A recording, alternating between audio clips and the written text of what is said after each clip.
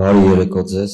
նախ ներկայանամ Դեմիրճյան Արթուր, հայկական համալսարանի 7-րդ հոսքի ունկնդիր։ Օգտվելով առիթից ուզում եմ շնորհակալություն հայտնել կազմակերպիչներին նման ֆորմատի հանդիպում կազմակերպելու համար։ Եվ հիմա հարցս, պարոն նախագահ, դուք 2018 թվականից առաջ 2018-ին եւ ցայսօր Հայաստանի Հանրապետական կուսակցության նախագահն եք։ Չեմ անդրադառնա 2018 թվականին վարչապետի ընտրության մասով ԱԺ-ում կայացած քվեարկությանը, դրա մասին շատ է խոսվել։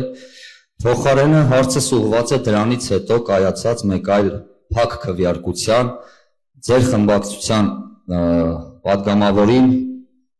անձեռնմխելիությունից զրկելու որոշման առնչությամբ։ Խոսքս գեներալ Մանվել Գրիգորյանի մասին։ Ըստ այդ քվեարկության արդյունքների ամբողջ ազգային ժողովից ընդամենը 3 հոգի դեմ քվեարկեց այդ որոշմանը։ Մինչդեռ այդ պահին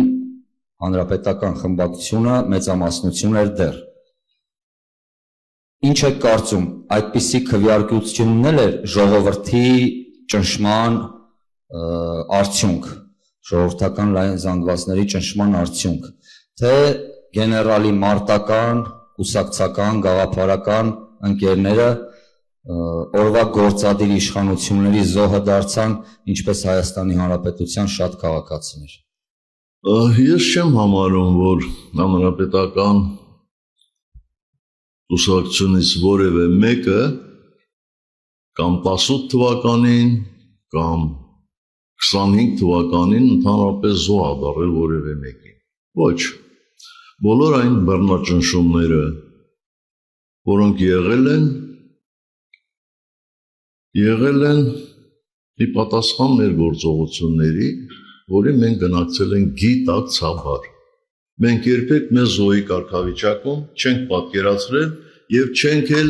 պատկերացնելու։ Կներեք, երևի ես սխալ ձևա, չէ, ոչ թե զոհը, բեմադրած այդ շոուի զոհը, այսպես ասեմ։ Իշխանությունների բեմադրած շոուի։ Իմ ասածը նկատողություն չի ձեզ կամ ըշտամբանք չի ձեր բառերի, ես ասում եմ այն, որպեսզի մի անգամ էլ բոլորը լսեն։ Որտեւ ինձ համար հեչ հաճելի չէ, որտեղ նստած լսարանը կամ վաղը մյուս օրը շուտ մարդիկ կարծեն, որ մենք մեզ զոհի կարգավիճակում ենք պատկերացնում, չէ։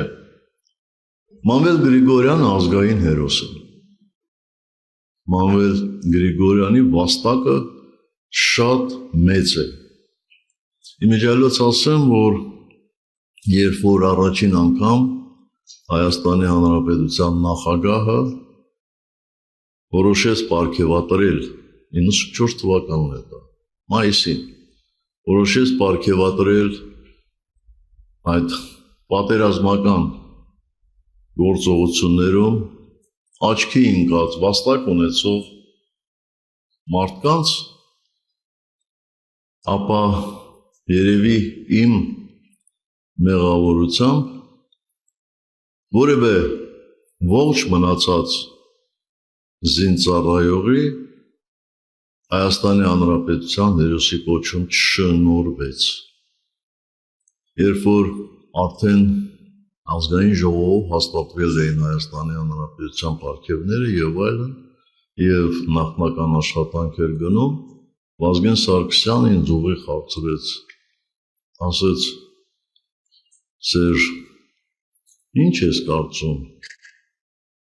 արժի արդյոք, որպեսզի Հանրապետության նախագահը հերոսի կոչում շնորհի ողջ մնացած ցանկացած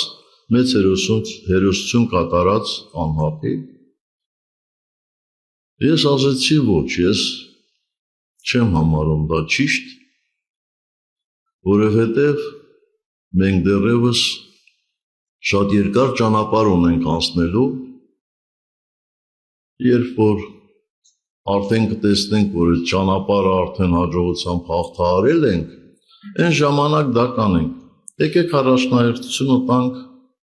զոհվածներին։ Եթե այլ որոշում կայացվեր, վստահ եղեք, որ այդ մարդկանցից ովքեր պարգևատրվեցին մարտական խաչ առաջին աստիճանի իշխանանշանով, առնվազն մի 4-5 հոգի Հայաստանի Հանրապետության հերոսի կոչում էին ստանալ։ Ես շատ մոտիկից եմ շփվել Մանվել Գրիգորյանի հետ։ Ես չեմ ասի, որ նա ամեն ինչում իդեալական էր, բայց չգնահատել նրա վաստակը ուղղակի ապերախտություն է։ Կարող եմ բազմաթիվ օրինակներ բերել, բայց զերծ կմնամ դրանից, ուղղակի ուղիղ պատասխանեմ ձեր հարցին։ Եթե ուշադիր լինեիք, մենք ձերբակալումից անմիջապես հետո մեր խմբակցությունը հայտարարություն արեց եւ ասեց, որ սխալ բան եք անում այ երկրի կառավարիչներ, բայց եղել է Մանվել Գրիգորյանի խնդրանքը կողմ քվեարկել այդ որոշմանը, որպեսզի միամտություն ներկայացելու, որ կարող է ինչ-որ ձևով արդարադատություն ունել, ամենայն դեպս որպեսզի հերքվեին այն հերյուրանքները, որոնք հնչում էին նրա հասցեին։ Վարան Բաղդասարյանը դրա մասին հայտարարել է, մի քանի ամիս առաջ էլ ինչ-որ այդպիսի հարցադրումներ կային, նրանք պատասխանել են եւ ազգային ժողովի պատգամավորները ավելի հակված են եղել կատարել Մանվելի խնդրանքը, քան դրան դեմ քվեարկել։ Սա ակնհայտ, որովհետեւ ինչքան էլ ժողովրդի ճնշումը լիներ, ինչքան էլ իշխանությունների ճնշում լիներ, որևէ մեկը չէր կարող ինձ համոզել, որ Մանվել Գրիգորյանը տուշոնկա ուտող է, այն էլ զինվորի տուշոնկա, այն էլ տանը, տնային պայմաններում։ Դեք Մանվել Գրիգորյանը այնքան մեծ հեղինակություն է ունեցել պարզ զինվորների, ընդհանրապես զինվորականների շրջանում, որ երբ ապրիլյան պատերազմի, կարելի ասել առաջին կամ նույնիսկ երկրորդ օրը մի քանի հազար